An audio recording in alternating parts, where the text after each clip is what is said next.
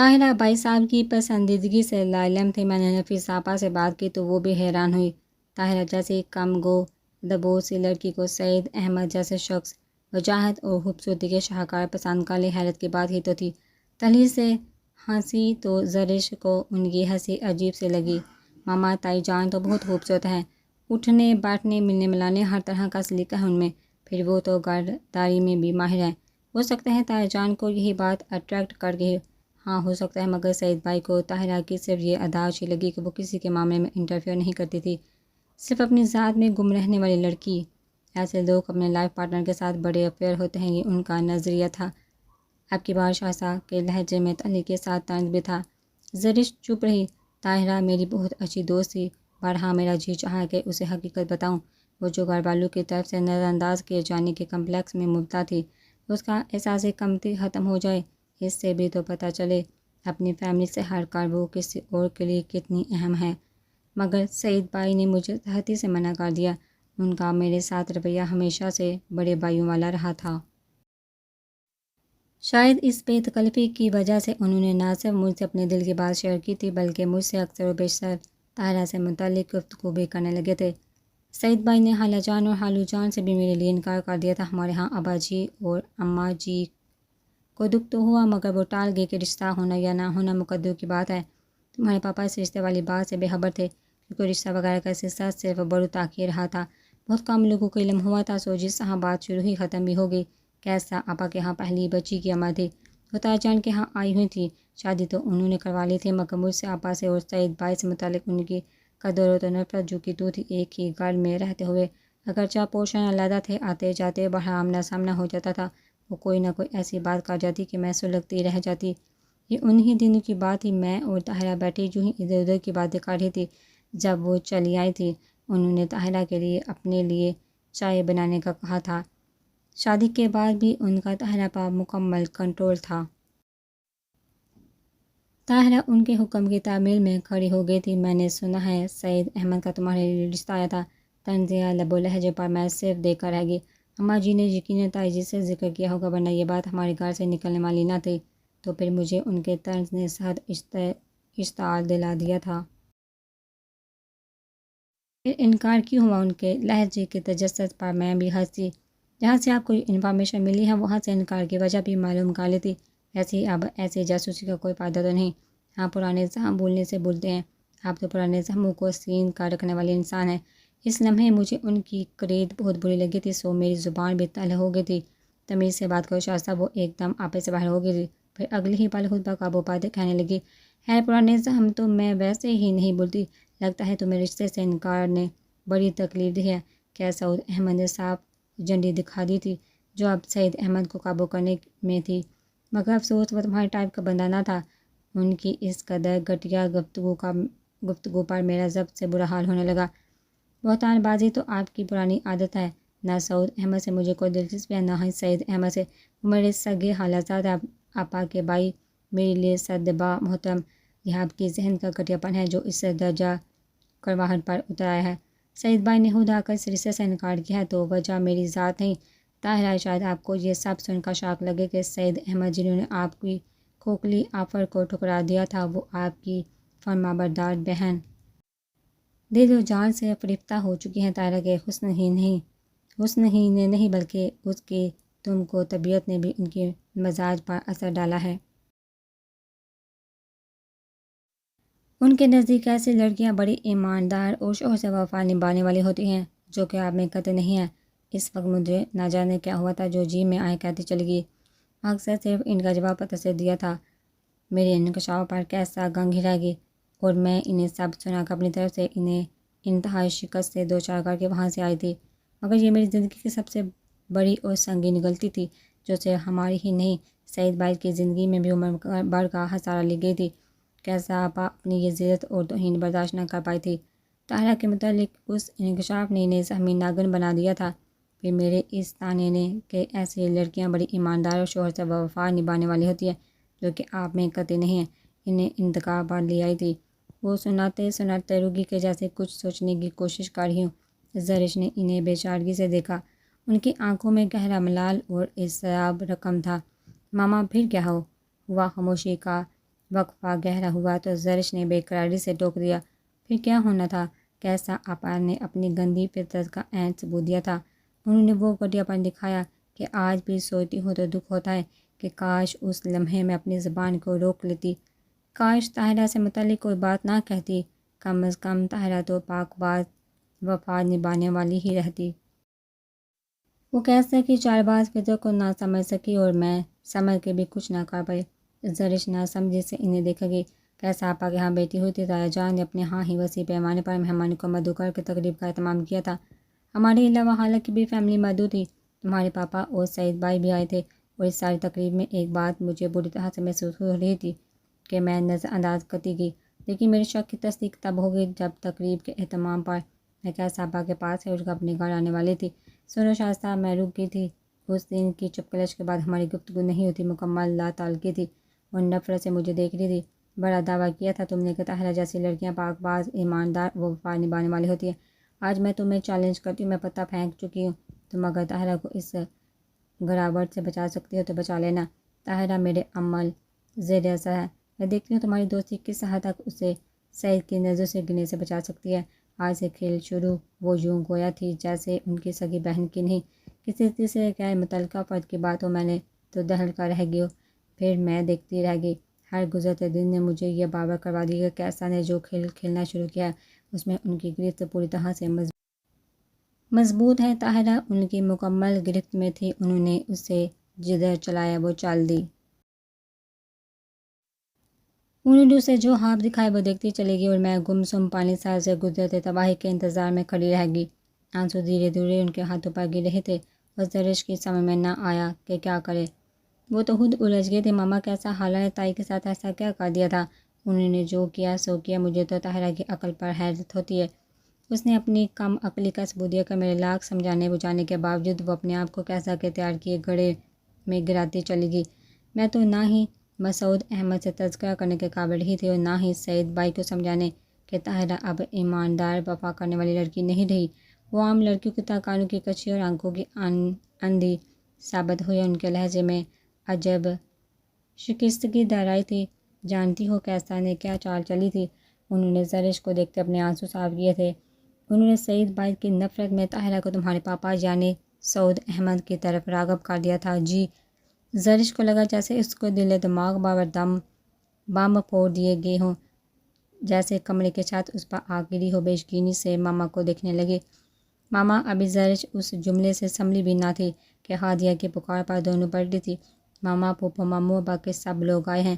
زرش کا دماغ ابھی تک سائیں سائیں کر رہا تھا، اس نے حالی نظروں سے ہادیہ آپا کو دیکھا۔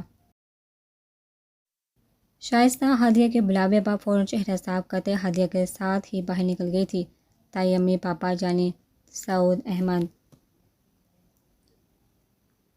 احمد میں انوالو ہو گئی تھی، اس کے دماغ میں ہتھوڑے برس رہے تھے۔ زرش کے ذہن کے کسی گوشے میں بھی یہ بات نہ تھی۔ تائی سے متعلق وہ ہر بات برداشت کر سکتے تھے، مگر ان کے کردار کا یہ کمزور پہلو بھی سامنے آ سکتا ہے، اس کے وہم و گمان میں بھی نہ تھا۔ فاروق چچا کی فیملی اور حمید صاحب کی فیملی دونوں شارق کی بارات کے ہمراہ تھے۔ ایسے حال میں جب کہ نواز سب کچھ چھوڑ چھاڑ کر چلا گیا تھا، فاروق صاحب کو شارق کا اقدام بہت مناسب، بروقت اور موقع محل کے مطابق درست لگ رہا تھا۔ بے شک شارق کو سب لوگ اس کی چند حامیوں کی بنا پر ناپسند کرتے تھے، مگر ایسے نازک موقع پر انہیں شارق کا فیصلہ کسی ڈوبتے کو سہارا دینے کے مترادف لگ رہا تھا۔ جہاں وہ نواز کی طرف سے غمزدہ تھے تو شارق کی جانب سے خوش تھے۔ رضیہ چچی نے تو نوارہ کے لیے تیار کی گئی بڑی بھی چڑھانے کو کہا تھا، مگر شارق نے قطعی انکار کر دیا۔ اس عنایت کی ضرورت نہیں، میں اپنی بیوی کو یہ لے کر دینے کی اہلیت اور حیثیت رکھتا ہوں۔ اب اتنا قطعی اندازہ رضیہ چچی کا دل زخمی کر گیا تھا، وہ لب بھیج کر خاموش ہو گئی۔ واحدہ بیگم اپنی ٹانگ کی وجہ سے گھر پر ہی رکی تھی۔ رفعت آپی، زبیدہ چچی اور رضیہ چچی پیش تھی۔ بارات کے ساتھ آنے والوں کی اچھی خاصی تعداد تھی۔ خاندان کے مہمان دونوں طرف سے ہی مدعو تھے۔ اس قدر ایمرجنسی میں ہونے والی رخصتی میں یہ نہ کرتے بھی اچھی خاصی گیدرنگ ہو چکی تھی۔ نکاح کی کارروائی پہلے سر انجام دی جا چکی تھی، تمام قانونی قواعد و ضوابط کے تحت، جس کی قانونی حیثیت کا کوئی چیلنج نہیں کر سکتا تھا۔ مگر نبیل اور سعدی نے لوگوں میں بات پھیل جانے کے ڈر سے دوبارہ نکاح پڑھوانے کی بات کی تھی۔ شارق نے خاموشی سے کندھے جھکائے۔ نمارا پہلے ہی قانونی طور پر اس کی بیوی تھی، اب یہ فارمیلٹی محض دنیا دکھاوے ہی کی تو تھی، محض اپنی گرتی ساکھ اور عزت کو بحال کرنے کا طریقہ نکال نے سرے سے سر انجام دیا گیا تھا۔ نبیل اور ساجد کا ضبط کے موقع پر لڑکھڑایا تھا۔ شارق کے مطمئن اور شادماغ چہرے کو دیکھتے کا اندر کے موسم نے تیور بدلے تھے۔ اگر اماں کے پاس 2 منٹوں کا احساس نہ ہوتا تو نہ جانے کیا کر ڈالتے۔ ہر قدم پر آنکھیں بڑھانے کو تھی، ضبط جھلکنے کو بیتاب تھا، اپنی عزت کا پاس تھا، اور ورنہ یہی موقع ہو جاتا۔ دونوں بھائیوں کو شارق سے نفرت محسوس ہو رہی تھی، مگر ہاتھ باندھے ہوئے تھے۔ کھانے کے بعد نبیلہ بھابی اور دوحہ بھابی نے نوارہ کو اسٹیج پر لا بٹھایا تھا۔ حسین تو وہ پہلے ہی تھی، مگر بیوٹیشین کی مہارت نے اس کے حد و حال کو ایک نیا روپ دیا تھا۔ شارق زمان کی نگاہیں اس پر گویا جم کر رہ گئی۔ نوارہ احسان کا عروسی حسن صرف شارق زمان کے دل پر ہی بجلی بن کر قیامت برپا نہیں کر رہا تھا، بلکہ قدرے اندھیرے میں بیٹھے رضا حمید کے وجود پر بھی بجلی بن کر گرا تھا۔ رات تک نوارہ کی شادی کا دور تک کوئی امکان نہ تھا، مگر صبح یہ ناگہانی خبر سن کر وہ سکتے میں آ گیا تھا۔ نماز کے بعد اگر نوارہ شارق زمان کی ہو سکتی تھی تو اس کی کیوں نہیں؟ اس خیال نے اس کے اندر ادھم مچا دیا تھا۔ اندر کی دنیا بڑھ کر رہ گئی تھی، دل چاہ رہا تھا سب کچھ تہس نہس کر دے، وہ تو یہاں آنے پر بھی تیار نہ تھا۔ زبیدہ کے واسطوں منتوں نے وہ اپنی بے بسی کو آزمانے آ گیا تھا، مگر اب جب جواب دے گیا تھا، نوارہ کے جگر کرتے سراپے نے اس کی بصارت چھین لی تھی۔ وہ جگ تک ساکت و جامت شارق زمان کے پہلو میں بیٹھے وجود کو دیکھ گیا۔ آج میں ہار گیا نوارہ، اپنے آپ سے۔ نواز سے تمہاری شادی ہو جاتی تو میں کہتا کہ تم میرے اختیار سے باہر تھی، مگر اب سارے قصور اپنے کھاتے میں پڑے لگ رہے ہیں۔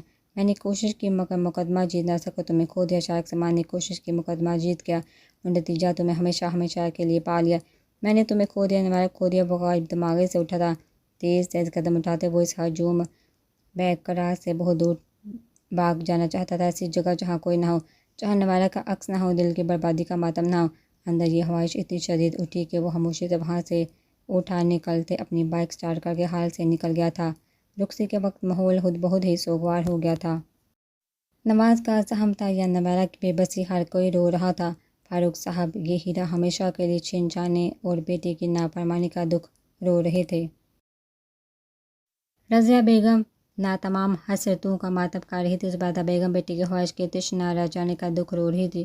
حمید صاحب بچی پر ٹوٹنے والی آفت کے بعد ملنے والی خوشی کے آنسو بہا رہے تھے۔ اماں نبیل، ساجد، نبیلہ، سوہا اور ساجد بھائی اس دکھ کو رو رہے تھے جو کسی کو بھی نہیں پتا تھا، مگر بہت سے دل دوسروں کو روتے دیکھا اشک بار تھے۔ شارق جیسا بھی ہے اب تمہارا شوہر ہے، تمہاری قدر بھی کرے گا، خوش رہنا۔ میں نے گلے ملتے اسے نصیحت کی تھی۔ نوارہ تو گمسم ہی تھی، دل چاہ رہا تھا کہ سب کی طرح وہ بھی داڑے مار مار کر روئے، مگر لگتا ہے اپنا گھر میں ہی اماں کے سامنے ہی سارے آنسو بہاتے خود کو پتھر کر بیٹھی تھی۔ اب رونے پر بھی آنسو نہ نکل رہے تھے۔ اس وقت بے حسی کی کیفیت طاری تھی، اور نوارہ اپنی اس کیفیت سے خود بھی خوف زدہ تھی۔ اماں کی نصیحت اسے گالی بن کر لگی تھی۔ وہ لب بینچ کر بور کی طرح اسی طرف چلی گئی جہاں سب گھسیٹ رہے تھے۔ پھپھو، ماموں، وقار بھائی کے علاوہ پھپھو کی بڑی دونوں بیٹیاں جو معراج ماموں طاہرہ کا بڑا بھائی کے ہاں بیاہی ہوئی تھی، ان دونوں کے میاں مصطفیٰ بھائی اور مرتضیٰ بھائی ستارہ اور قادر بھی آئے ہوئے تھے۔ آج زرش کتنے دنوں بعد اپنے کمرے سے نکلی تھی۔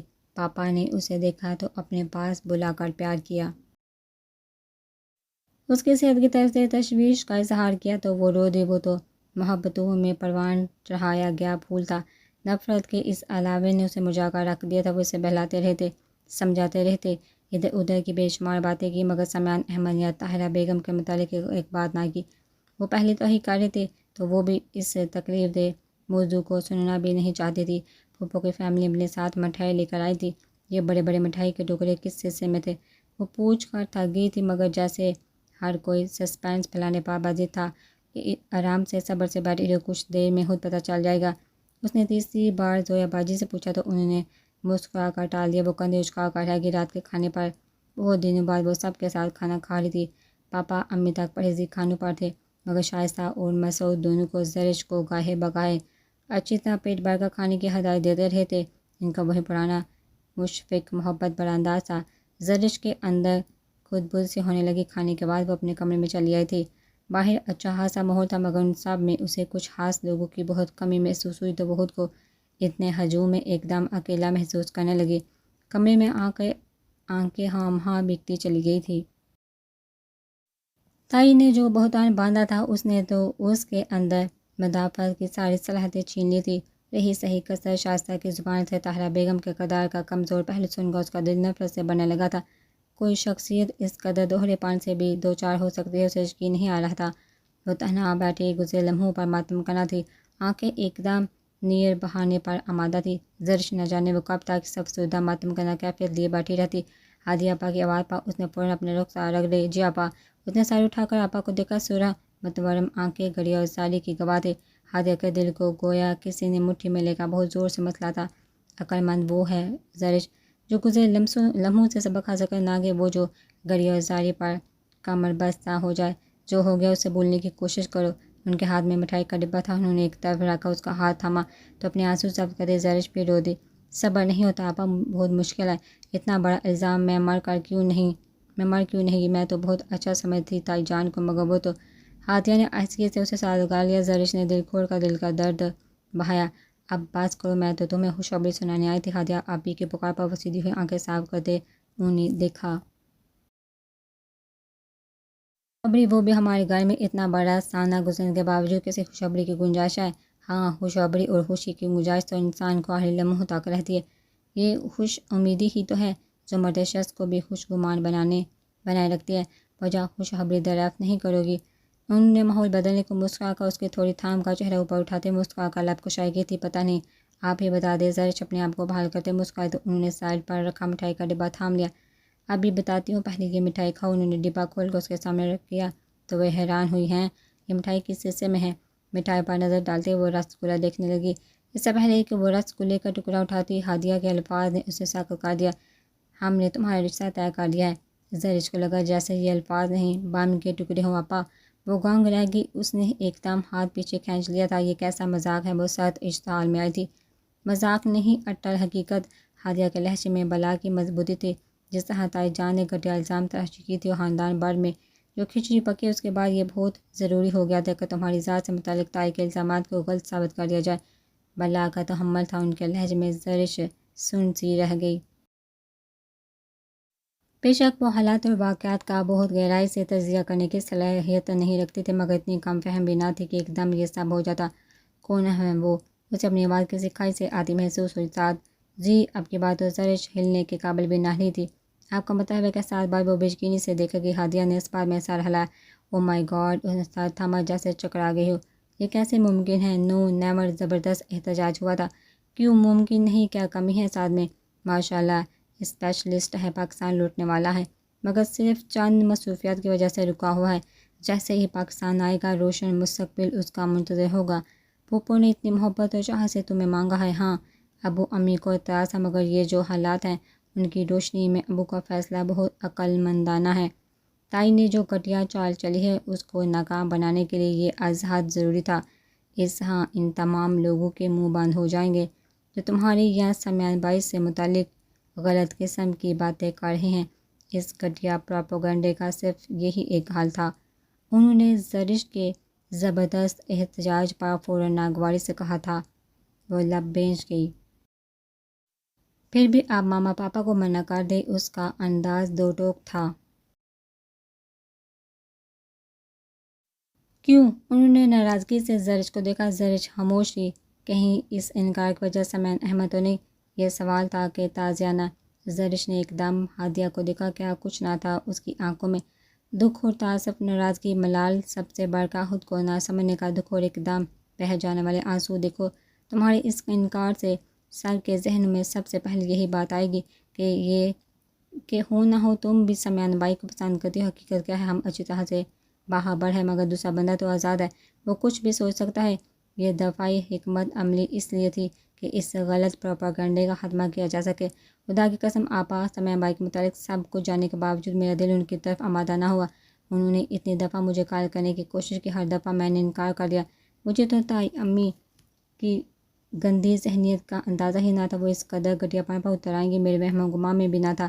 سمیان بائی کی میں عزت کرتی ہوں، دل و جان سے ایک ساتھ بچپن گزارا ہے انہوں نے۔ جس طرح مجھ سے شفیق اور مہربان رویہ رکھا، لازمی طور پر ان کی جانب رجحان ہو جانا تھا۔ کہ ہمارے درمیان اتنا ایج ڈفرینس ہے. میں ان کی شخصیت سے متاثر ہوں، مگر اس سارے عمل میں کہیں بھی میرا ذہن بڑا گندا نہیں ہوا. میں نے تو انہیں صرف سمیع بائی ہی سمجھا تھا. مجھے نہیں پتا تھا کہ یہ رشتہ، یہ حوالہ مجھے یوں سنگسار بھی کر دے گا. کم از کم آپ تو سنگ باری کرنے والوں میں سے نہ ہوں. روتے ہوئے اس نے اپنا دل کھولا تھا. ہدیہ کو اپنے سوال پر دکھ ہوا. سوری، مگر تم بھی سمجھنے کی کوشش کرو. ماما پاپا نے خوشی سے ہاں نہیں کی. سمیع بائی سے متعلق ماما نے کیا کچھ نہ سوچا تھا، مگر اب خاندان بھر میں ہونے والی پراپیگنڈے کا بھی کوئی حل نکالنا ہے، اور یہ رشتہ طے ہونا ہی سب سے بڑا حل ہے. سب کی زبانیں بند ہو جائے گی. تم دیکھنا تائی امی اور ان کی بہن صاحبہ کیسے منہ کی کھاتی ہیں. ہدیہ نے پیار سے اسے ہاتھ لگا کر قائل کرنا چاہا تو وہ ساتھی سے آنکھیں میچ کی ہاتھ بے احتیاط گلے میں موجود لاکر کو چھو گیا. آپا اگلے ہی پل وہ بری طرح سے سسکنے لگے تھے. لاکر اس کے ہاتھ سے چھوٹا تو اسے لگا جیسے سب کچھ وہ کھو چکی ہو. حتیٰ کہ انکار کا حق بھی. اس کی گڑی اور زاری میں بے بسی تھی. ہدیہ نے بہت محبت سے اس بکھری زرش کو سمیٹ لیا. رفعت باجی اور چند اور قرضدار لڑکیاں اسے کمرے میں بٹھا گئی تھی. چند لمحے بیٹھی گمسم کیفیت میں رہی. پھر ایک دم ذہن میں کسی خیال سے جمع ہوا تو وہ تلخی سے ہنس کر بستر سے اتر گئی. تازہ سرخ پھولوں سے سجا کمرہ اسے کسی سیج سے کم قبر سے زیادہ مشابہ لگ رہا تھا. جس قسم کا سلوک شارق زمان نے اس کے ساتھ کیا تھا، وہ اس کا انتظار کرتی مر کر بھی ایسے توقع کرنا عبث تھا. اسی کمرے میں اس ظالم اور سفاک شخص کی شخصیت کا بت پاش ہوا تھا. اس نے نفرت انگیز نگاہ سجے سجائے کمرے پر ڈالی. یہ کمرہ شارق زمان کے لیے آرزو اور امنگوں کا مرکز تو ہو سکتا تھا، مگر اس کے لیے جہنم سے کم نہ تھا. آئینے کے سامنے کھڑے ہو کر اس نے اپنے سروپ پر نظر ڈالی. آئینے میں دکھائی دینے والی شبیہ ایسی حسین مورت کی تھی جو نوارہ نے پہلے کبھی نہ دیکھی تھی. وہ تحلیل سے ہنسی. بیوٹیشین نے کتنا زور دیا تھا کہ وہ ایک بار ہی آئینے میں اپنا آپ دیکھ لے، مگر دل میں تو کوئی امنگ ہی نہ تھی. مر گیا تھا دل. گویا اب تو صرف نفرت اور انتقام کے جذبات تھے. جس قدر شارق زمان نے اسے تڑپایا تھا، بے بس کیا تھا، وہ بھی اسے اسی قدر بے بس اور مجبور کر دینا چاہتی تھی. اندر سے جوابی انتقام کی لہر بہت زوراور تھی. وہ تو سخت تحمل و برداشت کا مظاہرہ کرنے والی تھی، مگر اس وقت انتہائی تیش تھے. اس نے سارا زیور نوچ ڈالا. رفعت باجی باتھ روم میں اس کا لباس لٹکا گئے تھے. زیور اسی طرح ڈریسنگ ٹیبل پر پٹھے وہ باتھ روم میں گھس گئی. وہ اس شخص کے سارے ارمانوں کو ملیامیر کرنے کا سوچتے ہوئے تھی. اس کے سب آرزو کو چکنا-چور کر دینا چاہتی تھی. اسے اپنی ماں اور بھائیوں کی بے بسی اور لاچاری رہ کر تیش دلا رہی تھی. کیسے اپنی عزت کی خاطر وہ زہر کا پیالہ پینے پر مجبور ہوئی تو اپنی عزت کے ڈاکو کو سارے آنکھوں پر بٹھانے پر مجبور تھا. لباس بدل کر کمرے میں آئی تو غصے سے عروسی لباس صوفے پر پٹخ دیا. یہ لباس اس نے اور نبیلہ بھابی نے بڑے ارمانوں سے خریدا تھا، مگر اب یہی لباس اسے کسی سانپ اور بچھو سے کم نہ لگ رہا تھا. بالوں میں 2-3 بل ڈال کر وہ الماری کی طرف چلی آئی. اس کے تیور انتہائی جارحانہ تھے. ناقابل فہم الماری انلاک تھی. 2-3 دروازے گنگالتے ادھر ادھر ہاتھ مارتے اسے اپنی مطلوبہ چیز مل گئی تھی. اس نے آنکھوں میں چمک سی آ گئی تھی. میرے سرہانے بیٹھ کر شارق زمان ماتم کرنا اتنی آسانی سے تو تمہیں کبھی ملنے والی نہیں ہوں. اپنی ماں کی خاطر بے بس اور مجبور ہوئی ہوں، مگر دیکھنا تمہیں تمہارے رویوں کا احساس نہ دلایا تو میرا نم نوارا نہیں. جتنا میں تڑپی ہوں تم بھی تڑپنا. میں بدکار نہیں تھی کہ تم سا بے حیا بدکردار میرا شریک حیات بنتا. شیشی کھولتی اس نے بیڈ کی طرف دیکھا. رفعت باجی اس کی بھوک کے احساس سے پھل پانی اور دودھ کا گلاس رہ گئی تھی. پانی کا جگ تھا مگر گلاس ندارت. اس نے وہی دودھ کا گلاس تھام لیا. 2 گولیاں نکال کر اس نے شیشی ادھر ادھر دیکھا کہ کہاں چھپائی.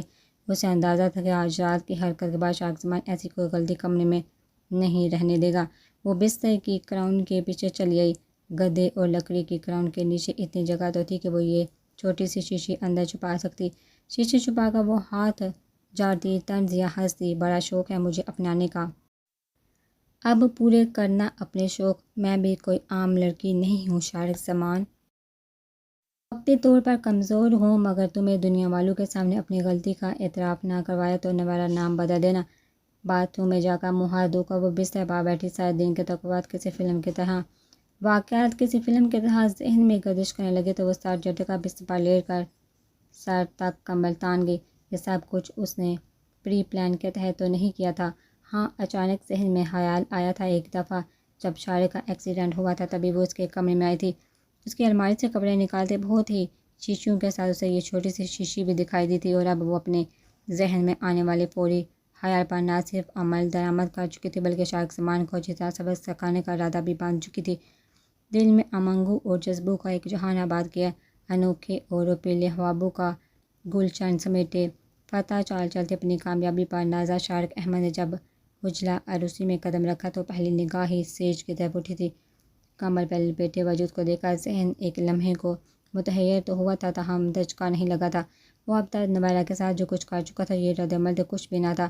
وہ تو نویرہ کی طرف سے شدید رد عمل کے انتظار میں تھا، مگر جس سے خاموشی سے بغیر کوئی کڑوٹ پیدا کیے دونوں جانب سے رخصتی کے مراحل طے ہوئے تھے، وہ حیران ہونے کے ساتھ ساتھ خوش فہمی سے بھی دوچار ہوا تھا۔ نویرہ کمبل تانے پڑی ہوئی تھی، اس نے ایک گہری سانس خارج کی، دروازہ لا کر کے آگے بڑھا تو صوفے پر پڑے عروسی لباس نے اسے دوسرا جھٹکا دیا تھا۔ اس نے ایک تیز نگاہ کمبل میں لپیٹے وجود پر ڈالی، جی چاہے ایک لمحے میں جھنجھوڑ کر رکھتے، مگر اب تک وہ نویرہ کے ساتھ جو بھی کر چکا تھا مزید زبردستی موافق نہ تھی۔ نگاہوں میں بار بار نویرہ کا عروسی روپ آ کر دل میں ادھم مچا رہا تھا۔ کل سے لے کر اب تک نویرہ اس کے نام ہو چکی تھی، اس کے باوجود اس نے صبر کیا تھا، مگر اب صبر کی ساری دیواریں کچی مٹی کا ڈھیر ثابت ہو رہی تھی۔ کوٹ اتار کر سٹینڈ پر لٹکائے ٹائی کی ناڈیلی کرتے وہ بستر کی طرف آیا تھا۔ وہ تو اسی وقت کمرے میں آنے کو بیتاب تھا جب رفعت باجی نویرہ کو کمرے میں چھوڑ کر گئی تھی، مگر بہت سے مہمانوں کی موجودگی اور دوست احباب کی وجہ سے رکا تھا۔ تاخیر زیادہ تو نہ ہوئی تھی، مگر نویرہ کا رد عمل عین توقع کے مطابق تھا۔ نویرہ اس کے قریب بیٹھ کر اس نے کمبل اس کے برج سے کھینچ لیا تھا، مگر نویرہ ٹس سے مس نہ ہوئی تھی۔ اتنے کم وقت میں اتنی گہری نیند، وہ مسکرایا۔ سوتی سلیپنگ سوٹ میں وہ اپنی تمام تر سادگی کے ساتھ سامنے تھی۔ دھلا ہوا میک اپ، مٹی مٹے نکوش ہونٹوں کا کٹیلا پن، اس کے اس روپ نے شارق سلمان کو مدہوش کر دیا تھا۔ نہایت بے تابانہ انداز میں اس نے اس کا کندھا تھام کر اپنے سامنے کیا تھا، بازو کے گھیرے میں لیے زور سے خطبے بینچا۔ نویرہ جذبوں سے بڑی آواز سے نویرہ ہوش میں ہوتی تو اسے خود کو کبھی چھونے بھی نہ دیتی۔ نویرہ مادام اٹھیے، آپ کو اتنی گہری نیند دینے کو جہاں اتنے پاپڑ بیل کر نہیں لایا گیا، اٹھو، بندہ تمام تر عقیدت سمیت آپ کے حضور نذرانہ عقیدت پیش کرنے کو تیار ہے۔ نویرہ اسے بازو کو گھیرے میں لیے دوسرے ہاتھ سے رخسار تھپتھپاتے شارق نے اسے جھنجھوڑ دیا تھا، مگر نویرہ پر کوئی اثر ہی نہ تھا۔ وہ حقیقتاً الجھا، ڈھیلے ڈھالے اعصاب سمیت مکمل اس کی گرفت میں تھی۔ اس کے سنگلاخ بازو کے حصار میں مقید، کہیں اس نے خود کو کچھ کر تو نہیں لیا۔ ایک دم نویرہ کی دھمکی آمیز باتیں ذہن کے گنبد میں گونجی تو وہ پریشان ہو گیا۔ نویرہ اس نے بری طرح اسے جھنجھوڑ ڈالا تھا، مگر وہ تو جیسے کبھی ہوش میں نہ آنے کا ارادہ کیے ہوئے تھی۔ اس نے کچھ بے یقینی سے گرفت چھوڑی تو وہ دوبارہ بستر پر لڑ گئی۔ اب شارق سلمان کے ہاتھوں کے حقیقتاً طوطے اڑے تھے، چہرے پر تفکر اور تشویش کے سائے لہرائے۔ نویرہ اس نے اس کے رخسار تھپتھپائے تو بھی کوئی فرق نہ پڑا۔ ایک دم گھبرا کر اس نے نبض چیک کی، بالکل نارمل تھی، دل کی دھڑکن بھی ٹھیک تھی۔